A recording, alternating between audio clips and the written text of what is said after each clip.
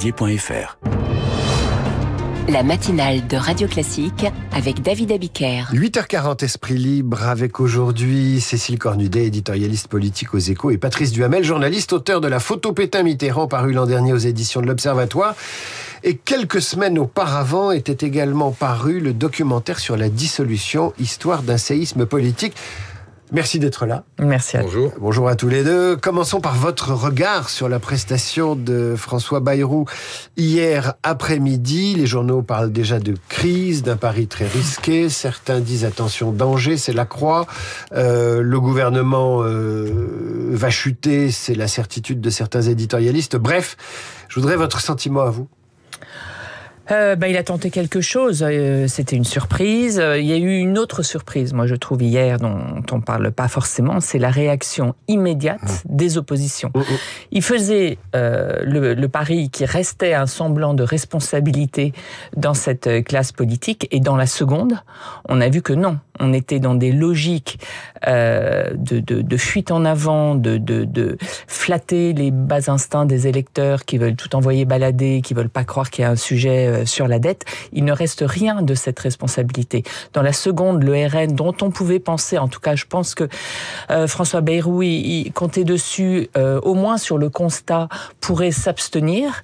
Et non, tout de suite, ils ont annoncé qu'ils voteraient contre la confiance, et idem pour le Parti socialiste, qui est encore plus étonnant, parce qu'il se présente comme un parti de gouvernement.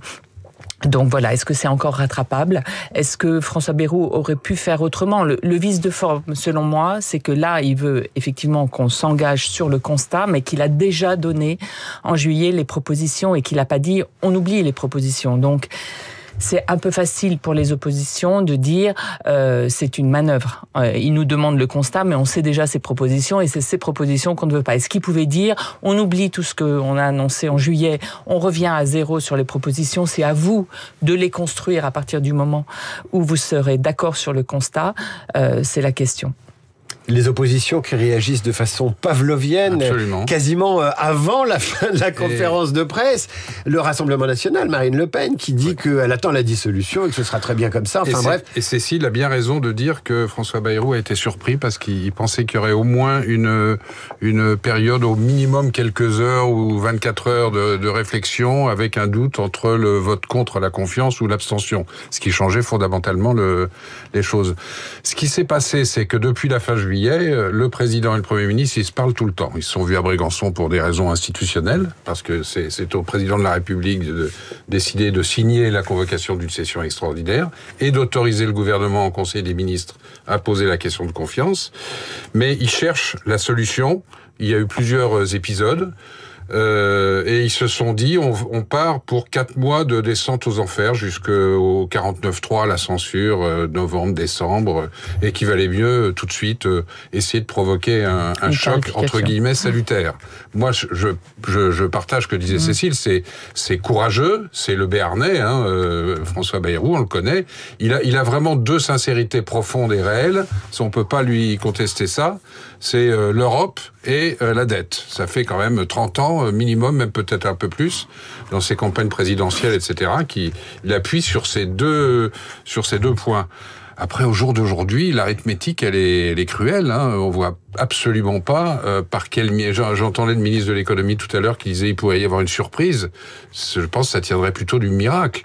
Et donc, le sujet, c'est maintenant... Qu'est-ce qui va se passer derrière ? Parce qu'il y a un Premier ministre ou une Première ministre qui va être nommée. On parle de Lecornu, de Catherine Vautrin, comme l'année dernière. Mais ils vont devoir faire passer un budget. Ils vont sans doute être renversés à la fin de l'année. Ça ferait 3 premiers ministres en 3 mois.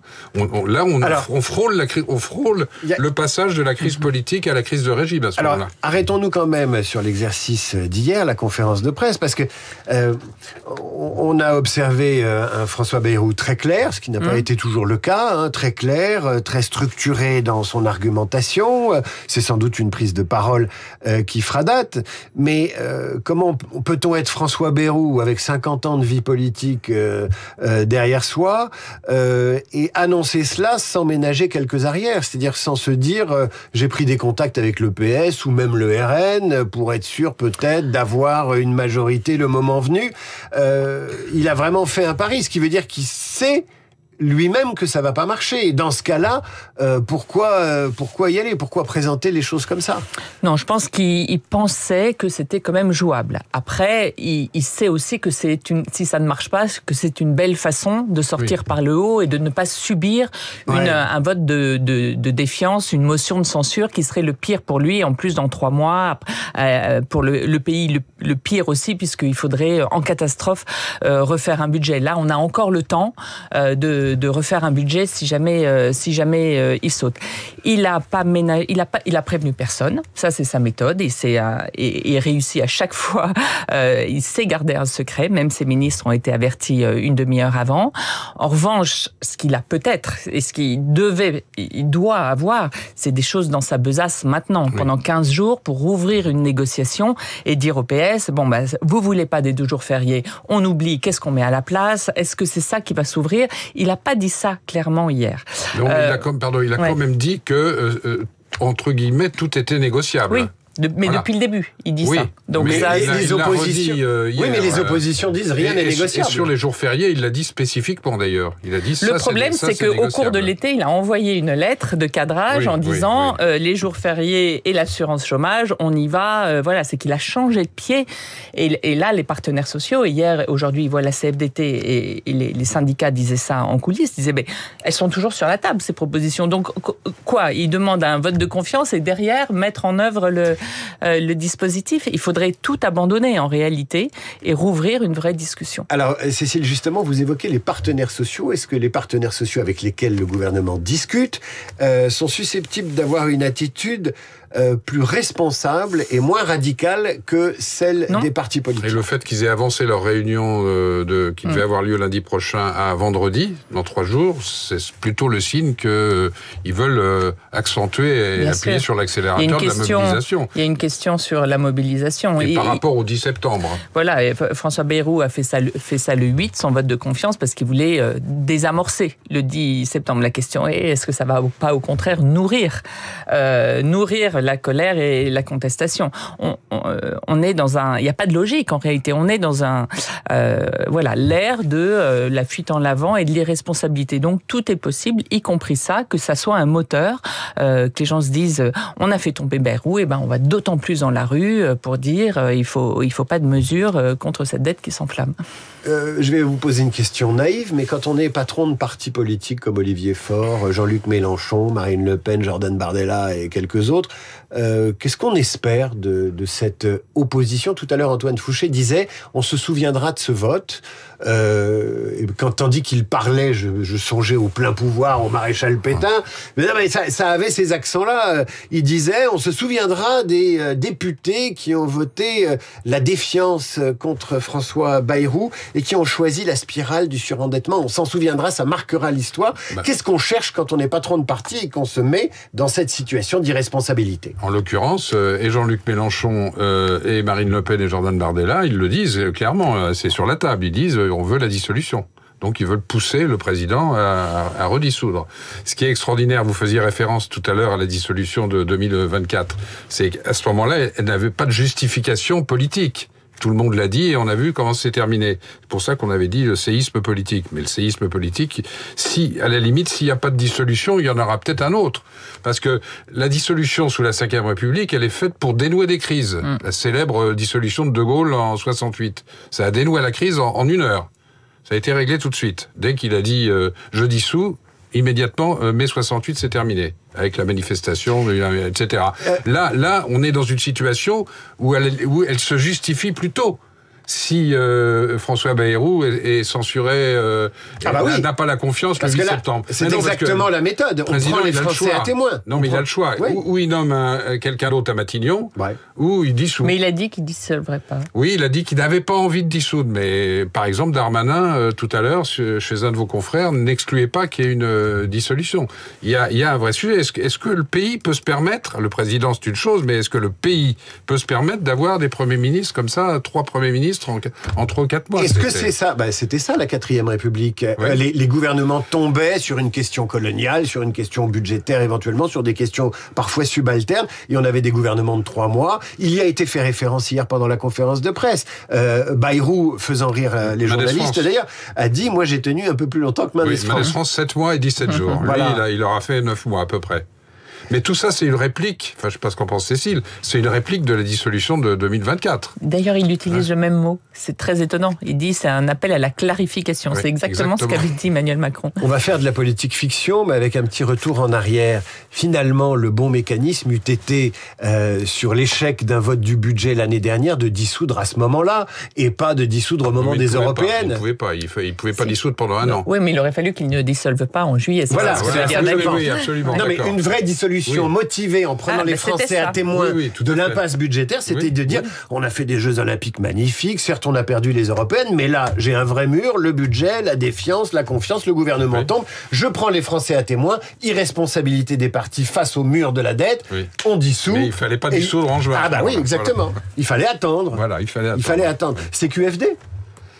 Oui, c'est-à-dire qu'il a dissous alors que ça ne se justifiait pas forcément, et que là où ça pourrait se justifier, il va hésiter fortement à dissoudre, parce qu'on connaît à peu près le résultat. Et depuis, vous avez raison, c'est la 4e ou l'immobilisme total. Donc, François Bayrou a décidé de ne pas rester dans l'immobilisme, et à la surprise générale en juillet de faire quand même un budget qui se tenait audacieux avec 44 milliards d'économies, et ça ne passe pas. On ne va pas pleurer sur le lait versé, comme dirait l'autre.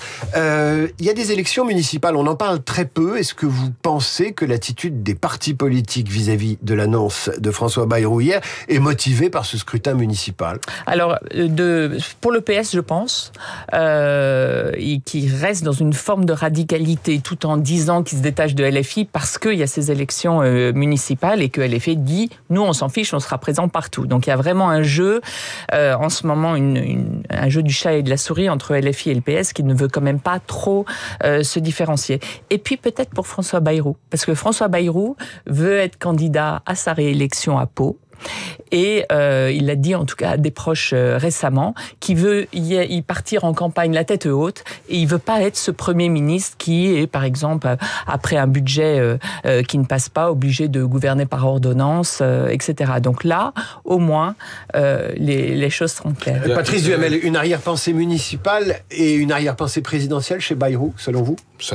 Oui, il a déjà été 3 fois candidat, il peut y penser, il peut l'imaginer, mais là c'est vraiment trop tôt. Il faut voir comment tout ça se finit par se dénouer. Et dans sa cote de popularité qui aujourd'hui est basse et qui peut-être espère-t-il qu'elle peut monter après ce coup de panache.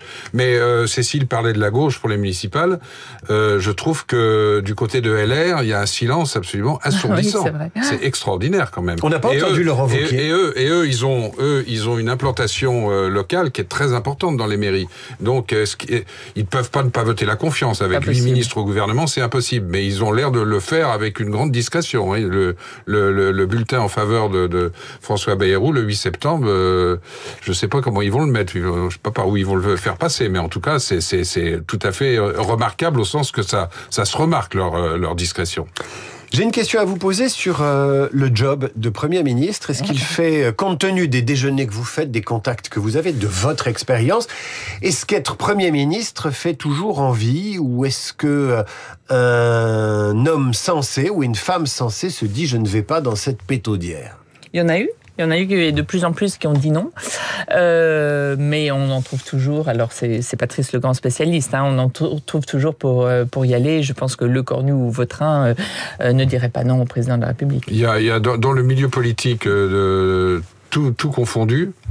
On dit toujours que Batido, ça ne se refuse pas.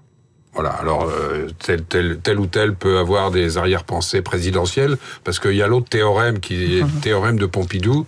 Quand on lui a dit, il venait d'être élu président de la République, on lui dit « Quand avez-vous pensé à l'Élysée pour la première fois ?» Il avait dit « Le jour où j'ai monté les marches de Matignon, que je venais d'être nommé Premier ministre. » Donc, je joue sur ces 2 idées. Mais c'est un job d'enfer. Ce qui est tout à fait remarquable, c'est que dans l'idée du général de Gaulle, on ne va pas refaire l'histoire, mais la fonction de Premier ministre, c'est fait pour protéger le président. Là, on est dans une situation, et notamment depuis la dissolution de 2024, où ça serait plutôt d'une certaine manière le président qui serait obligé de protéger le Premier ministre. On a vu avec quelle intensité rare depuis 8 mois, il avait soutenu la semaine dernière dans Paris Match François Bayrou. C'était une grosse insistance quand même. Oui, c'est une particularité. François Bayrou prend la foudre et en même temps il ne protège pas. En même temps il entraîne vers le bas Emmanuel Macron. Donc est-ce qu'Emmanuel Macron lui-même n'a pas dit OK pour cette session extraordinaire et ce coup de poker de François Bayrou, hein. Oui, l'idée vient de Bayrou, elle vient pas du président. Mais peut-être que lui se dit après tout, allez à Jacques Taès et comme ça on recommence avec un œuf. C'est un problème pour lui parce qu'il a une rentrée diplomatique internationale qui est majeure, hein, la session des Nations Unies, l'Ukraine et l'Europe, etc. Et s'il est affaibli par la situation politique et financière d'instabilité chronique sur le terrain national, ça va être compliqué en termes d'autorité, notamment dans l'Union européenne. Et le sujet de sa démission avait un peu disparu du débat public. Qui sait, il peut peut-être remonter. Là, on parle de vous savez, Jean-Luc Mélenchon avait beaucoup fait pression, ainsi que le Rassemblement national, pour une démission du président de la République. Et là, c'est vrai que depuis l'arrivée de François Bayrou, on n'en entendait plus parler. Mais bon, si on rentre dans une crise de régime, comme dit Patrice, c'est pas impossible que ça revienne. Donc, Emmanuel Macron peut être fragilisé par la séquence. Vous évoquez justement l'activité internationale et diplomatique du président de la République. François Bayrou l'a rappelé hier, quasiment en introduction de son intervention. C'est compliqué de peser sur la scène internationale quand on tremble sur ses fondamentaux, sur la scène nationale. Est-ce que finalement les deux sont disjoints? Est-ce que la France peut compter dans le monde tout en étant surendettée, poursuivie, pas encore par les créanciers, mais en tout cas surveillée par les agences de notation? Moi, je pense qu'on est ridicule et qu'on est vu comme absolument ridicule. Le grand n'importe quoi de Donald Trump, ça pouvait donner en France un sentiment de gravité et de responsabilité sur la scène nationale. Et en fait, c'est l'autre option qui a été choisie. On est embarqué dans ce grand n'importe quoi politique et pour l'instant, on n'en sort pas. Et vous parliez des taux d'intérêt tout à l'heure. Là, j'ai écouté le ministre de l'économie il y a 1 heure. Qui expliquait qu'on était en train de dépasser l'Italie comme mauvais élève sur les taux d'intérêt. Hein, on a déjà été dépassé par l'Espagne, le Portugal.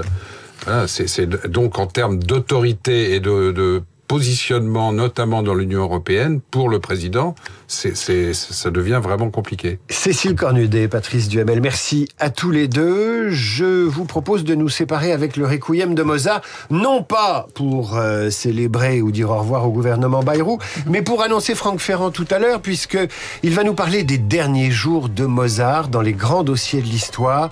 C'est une façon de faire transition. Je vous dis à très bientôt. Merci. Bonne journée.